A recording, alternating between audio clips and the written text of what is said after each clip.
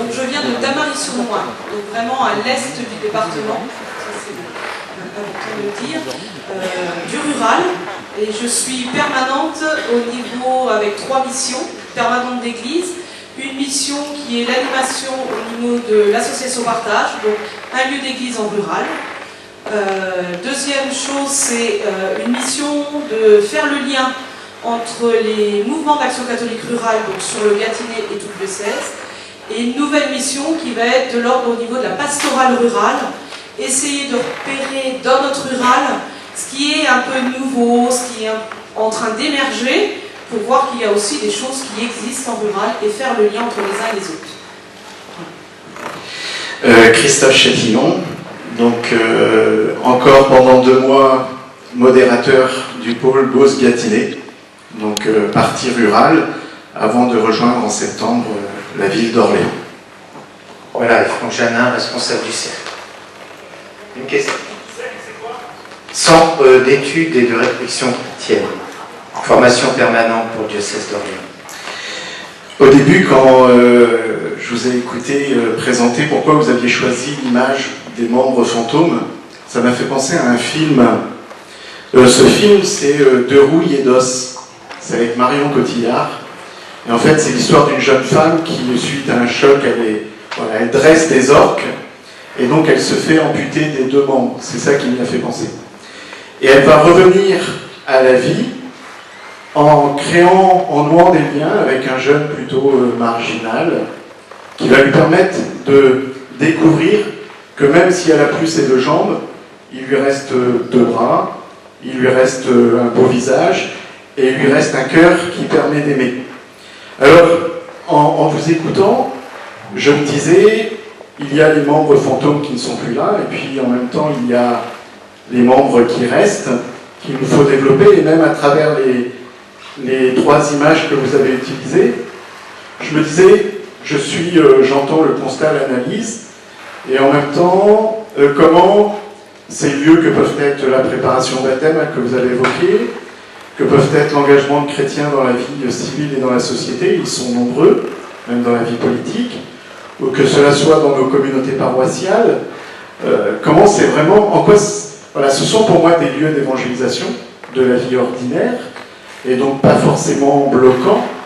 Et derrière, je me posais une question de me dire, est-ce qu'un paradigme fantôme, comme vous les appelez, ça ne serait pas de se dire qu'en fait, aujourd'hui, on repose trop sur un présupposé que l'Église devrait être majoritaire. Et qu'en fait, on a du mal, et on a un certain complexe à faire face à notre situation minoritaire, et parfois même, on la vit comme un peu un échec spirituel, alors que pour moi, l'Église, elle n'est pas appelée forcément à être majoritaire.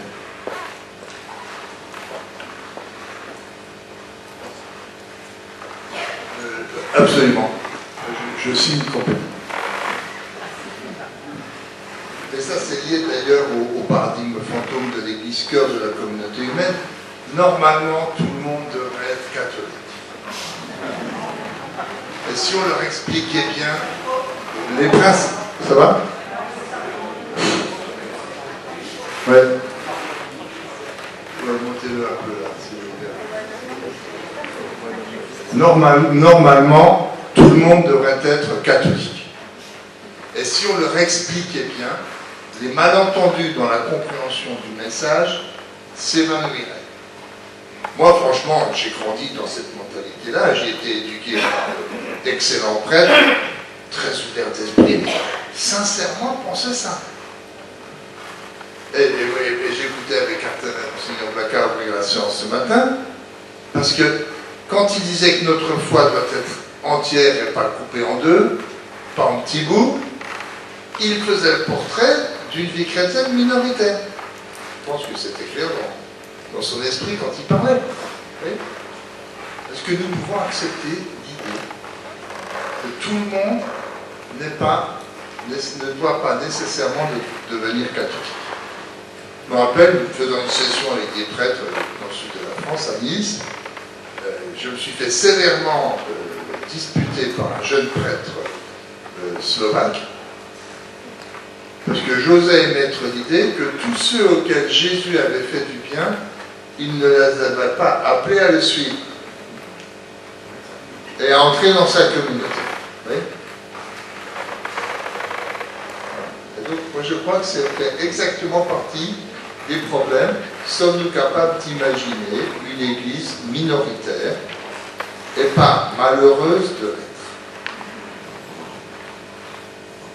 En rebondissant, avant de passer sur une autre thématique, derrière aussi, ma question, c'est de me dire, vous l'avez bien présenté ce matin en disant, bon, l'Église connaît une crise, mais cette crise, c'est la crise du monde, voilà, qui la touche directement. Et je crois autant qu'on le voit bien dans nos sociétés aujourd'hui, le monde a du mal à engager des réformes, à répondre à la crise. Et je crois que l'Église, elle, il y a quelque chose de consubstantiel en elle qui lui permet d'entrer dans cette dynamique de conversion et de pouvoir réagir à cette crise. Donc est-ce qu'il n'y a pas quand même dans cette crise une espérance pour peut-être ce que vous allez nous dire demain? Avoir comme signe de ralliement le signe de la croix. C'est quand même gonflé, si j'ose dire. Parce que le signe de la croix, c'est le signe d'une crise fondamentale. Et donc normalement, mais bon, après, on résiste toujours à sa vocation, hein. Mais normalement, l'idée d'être en crise ne devrait pas effrayer les gens qui ont été formés par la Bible. Hein? Puisque la Bible, c'est quand même une mise en récit incessante de crise. Et nous, notre point central dans la liturgie, c'est la célébration de la Pâque, qui est d'abord une crise. Mon Dieu, pourquoi m'as-tu abandonné? Que Dieu le délivre s'il l'aime. Ouais. Donc de fait, je crois que normalement, nous devons nous retrouver à peu près à l'aise, si tu veux pas dire confortable, dans la crise que nous traversons aujourd'hui.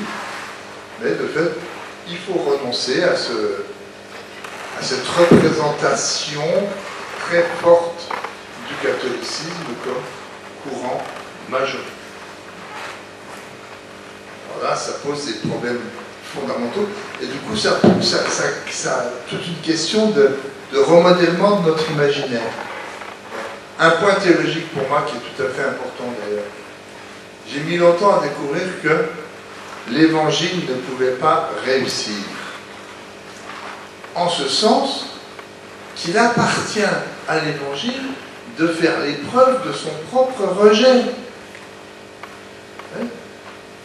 Jésus a fréquenté de nombreuses personnes qui l'ont vu de près, qui l'ont embrassé, qui se sont serrés contre lui, qui ont écouté son message et qui ont choisi de ne pas le suivre, ou qui ont choisi de le quitter, ou qui ont choisi de le condamner. Ça, c'est consubstantiel à la bonne nouvelle. L'Évangile et les actes des apôtres ne sont pas simplement le récit triomphant de l'adhésion croissante au christianisme, ils sont aussi le récit d'une série de refus du message évangélique. C'est normal. C'est normal pour l'Évangile de traverser l'épisode de son refus, et moi je pense toujours aux deux colonnes de l'Église, les apôtres Pierre et Paul, qui tous les deux n'ont découvert qui était leur Seigneur qu'après l'avoir rejeté ou persécuté.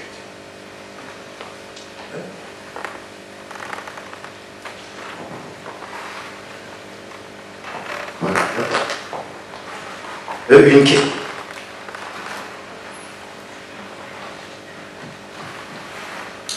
Voilà, je voulais rebondir sur ce que vous avez dit ce matin dans la première conférence. Vous nous avez parlé d'un nouveau monde, de personnes qui étaient façonnées par ce nouveau monde également,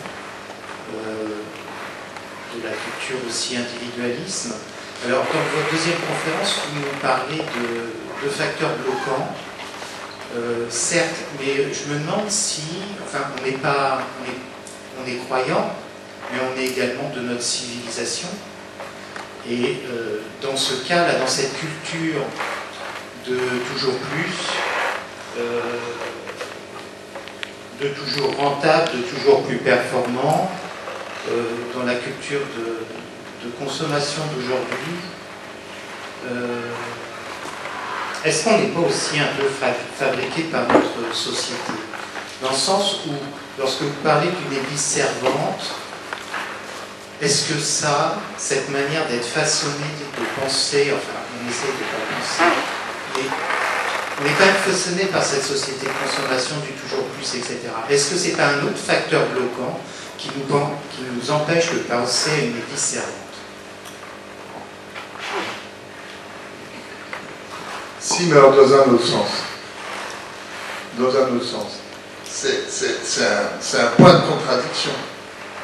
En face d'une société de la consommation du toujours plus, l'évangile apparaît comme un facteur dérangeant, et il y a comme une sorte de conflit qui s'organise entre plusieurs manières de voir le monde et de s'engager en lui. Mais nous ne pensons pas, j'imagine pas trop ici, une église de la prospérité et de la consommation. Je distingue les facteurs bloquants, c'est les représentations que nous faisons de ce que devrait être l'Église et qui nous bloquent pour inventer l'Église des possibles aujourd'hui. Ok? Et puis après, il y a les éléments de la culture avec lesquels nous sommes à la fois en consonance et en opposition. Je veux dire, on est en consonance avec la prospérité et la consommation quand on pense aux soins des maladies, quand on pense à l'accès à la culture, quand on pense à la diffusion de l'information. Et là, on est content. Et à la fois, on est en résistance face aux abus, face à la consommation addictive, etc. Et là, pour moi, on n'est pas sur le même registre. Ok? Alors moi, c'est autre chose, c'est par rapport à l'église rituelle, où c'est vrai qu'on est beaucoup dans les sacrements, le baptême, on a parlé des obsèques, le mariage, etc. Moi, donc là, c'est des gens qui viennent et qui demandent quelque chose, il y a un parcours, il y a un cheminement. Moi, mon constat, etc., c'est aussi de se dire comment chrétiens et églises vont dans ce monde pour être à l'écoute et apporter, en étant avec les gens, au fur et à mesure, un cheminement et le questionnement du Christ, etc. Donc c'est un peu, voilà, c'est les deux axes c'est de se dire, les gens viennent à l'église avec des questions, baptême, sacrement, etc. Mais c'est aussi comment les chrétiens, paroisses et autres vont voir les gens et voir le monde aussi comme c'est-à-dire, quand on accueille des gens qui viennent pour une demande rituelle, baptême, obsèque, mariage, comment on engage un chemin avec eux? C'est ça que vous voulez dire? Ça, c'est déjà fait. Je trouve que l'Église le fait déjà et on chemine. Mais c'est aussi comment l'Église va dans la société, se questionne sur, voilà, on parle d'écologie, on parle d'économie, on parle de manière de faire, comment les chrétiens voilà, agissent et par leur conviction et par le Christ aussi agissent dans ces sphères-là. Ça, ce sera plus pour la journée de demain. Non, mais c'est pas exact. Demain, j'essaierai de développer comment le rôle des chrétiens, c'est de participer à l'invention de la société. Aujourd'hui. Et qu'ils ont là une contribution très spécifique à apporter. Donc je suis bien d'accord avec vous. Il faut aller dans ce sens-là, mais tout de suite je peux anticiper au moins sur un point. La question, c'est pas de montrer qu'on est actif dans la société, c'est d'être vraiment. Je pense que ça va là-dessus, mais de l'être vraiment. Si on s'engage dans la société, si on se met en service d'humanité, ce n'est pas des appels publicitaires pour qu'ils viennent à la messe le dimanche. C'est parce que c'est vraiment important d'y être. Et qu'il y a vraiment quelque chose à faire. Et quelque chose à faire au titre même de notre foi. Hein, et pas simplement au nom d'un humanisme largement partagé, mais aussi on participe aussi de cet humanisme. C'est bon? Par rapport à la paroisse, après 6 années dans le rural, même avant, moi je suis un grand défenseur de la paroisse. Mais j'ai bien aimé ce que vous avez dit sur le constat. Là où je m'aurais modérément d'accord, c'est dire en quoi cela peut être un frein. Hier soir, on avait une assemblée paroissiale sur le coin où je suis, où on faisait le bilan un peu de l'évolution sur ces dernières années de notre organisation territoriale. Ça bouge beaucoup, les gens sont perdus. Et on parle de pôles, de groupements paroissiaux. Et à un moment donné, il y a une personne ou deux dans la salle qui disait de l'importance de l'appartenance à une communauté paroissiale. Bien sûr, ça fait partie des nombreux réseaux que l'on peut avoir, mais il y a là des liens qui, dans certains lieux, peuvent être fragiles, mais cette fragilité, ça permet de se sentir membre d'un corps et d'une communauté. Donc, je suis d'accord pour entendre que la paroisse, elle fait partie des nombreux réseaux, mais j'ai du mal à entendre en quoi elle peut être un frein par rapport à une proposition d'évangélisation aujourd'hui.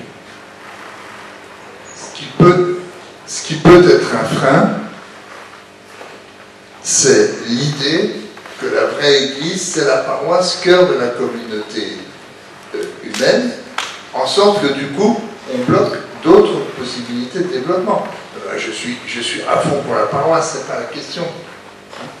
Mais en sachant que ce sera un vecteur d'intervention, un lieu de communication et de partage de la foi, et pas le lieu qui synthétise tous les autres. Et qu'il y a d'autres lieux d'où doivent être pris des initiatives, d'où doivent être émis des messages forts aussi. C'est par rapport à ça que je me situe. Est-ce qu'à ce niveau-là, par rapport à ce que vous avez dit tout à l'heure aussi, quand vous avez parlé de la paroisse, vous disiez, oui, pour les prêtres qui se croient chefs de communauté, moi, je ne me sens pas du tout chef de communauté, mais est-ce que là aussi, il n'y a pas un peu un paradigme fantôme de se dire que le rouage par lequel tout doit passer, c'est le ministère ordonné, et qu'il n'y a pas un petit peu d'autres choses à inventer, même pour l'animation, alors, un peu, mais pour l'animation de nos communautés paroissiales, qui ne dépend pas simplement de la présence d'un ministre ordonné. Vous êtes complètement papiste. Il n'y a pas dans ma bouche une grosse insulte, si vous voulez. Mais je veux dire, c'est exactement ce que passe son temps à dire le pape François. L'évangélisation ne passe pas nécessairement par le ministère ordonné. Et dire ça, ce n'est pas d'évaluer le ministère ordonné. On est bien d'accord. Ah oui, bien sûr. D'être multiple. Je vais vous raconter une petite histoire. Oui, je vais vous raconter une histoire. J'ai été pendant 13 ans directeur spirituel au séminaire de l'Institut catholique. Et parmi les jeunes séminaristes que j'ai accompagnés, il y en a un qui est après devenu, au début de son ministère, curé en charge de la pastorale des jeunes dans un doyenné rural avec une bourgade entourée d'un village. Bon. Lui, comme il avait été à Paris, il avait été gagné à l'idée de faire une messe des jeunes le dimanche soir, et il sentait bien que ça marcherait dans son coin. Bon. Et tous les curés des villages avoisinants lui ont dit « Non, tu vas nous piquer les jeunes dans nos paroisses. » Vous voyez dans quoi il n'a pas fait son truc. Et les jeunes qui n'allaient pas à la messe dans les paroisses ne sont pas non plus allés à la messe dans la bourgade centrale. Bon, alors c'est un exemple bien caricatural pour faire comprendre. Mais voilà, eux, ils veulent garder leur communauté et ils ne comprennent pas que certaines catégories de la population, en certaines occasions, il faut que ce soit autre chose. Et que si les jeunes... Je me rappelle la fille de bons amis qui avait à l'époque 17 ans. Pardon, la fille de bons amis qui avait à l'époque 17-18 ans. J'ai fait un petit voyage avec elle en voiture pour la conduire chez ses parents. Elle m'a dit, tu vas m'engueuler, parce qu'elle pensait que j'étais pas trop charismatique. Mais aujourd'hui, je suis à l'Emmanuel. Alors elle s'attendait à ce que je lui fasse la morale. Je dis, mais c'est très bien. Elle m'a dit, il n'y a que là que je rencontre des jeunes comme moi, et qu'on m'aide à prier, qu'on me soutient dans ma prière. Et j'ai dit, mais où est le problème? Où est le problème? Est-ce qu'on est obligé d'avoir un modèle unique, par exemple la paroisse, qui devrait s'imposer partout de façon uniforme, ou est-ce que le quadrillage paroissial étant assuré, et il est très important qu'il soit assuré, on laisse passer d'autres ondes. C'est ça l'idée. Par rapport à ça, moi je dirais, voilà, je suis d'accord avec vous deux en fin de compte, en disant paroisse et autre chose, c'est complémentarité. Et c'est de se dire, dans les paroisses, comment les uns et les autres, on sait ce que l'autre vit, qu'il ressource dans autre chose. Je me dis, ben voilà, comment les mouvements, on sait qu'il y a un tel qui est en mouvement, comment il est investi en secours catholique, comment il est. C'est ça aussi que dans les paroisses, on verra la complémentarité entre les uns et les autres. Et c'est ça la richesse. Voilà, merci à tous. Encore une question. Non, j'ai une question par rapport au paradigme théologico-politique. Là aussi, j'entends bien, et en même temps, moi, je constate de plus en plus, alors peut-être que c'est plus visible, mais il n'y a pas forcément plus qu'avant, mais des chrétiens qui aujourd'hui sont engagés dans la société civile.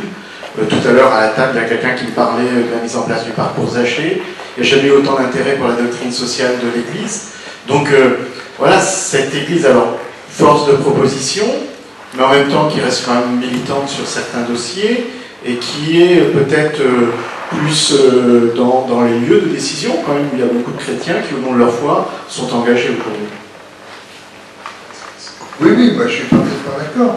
Comment nous pouvons passer à l'initiative, passer à la proposition sur des terrains chauds de la vie sociale, sans immédiatement nourrir le fantasme ou le soupçon de chercher à reprendre la main. Moi je dis seulement, ça c'est quelque chose de très profondément ancré dans la tête des catholiques et de leur hiérarchie. Et qu'il faut apprendre à se libérer par rapport à ça. Moi par exemple, je travaille beaucoup avec l'Action catholique ouvrière. Bon, quand je leur dis, enfin peut-être sur le renseignement, je dis oui, mais attention, il ne faut pas qu'on... Ouais les gars, il ne faut pas qu'on essaye de reprendre la main. Ouais. Là, non. Voilà. Alors là, il y a aussi un travail d'invention à faire d'une Église en service d'humanité, à l'initiative, à la proposition, et qui pourtant ne s'imagine pas qu'elle est seule en jeu, qu'elle a seule la main, qu'il faut absolument qu'elle a. Merci beaucoup.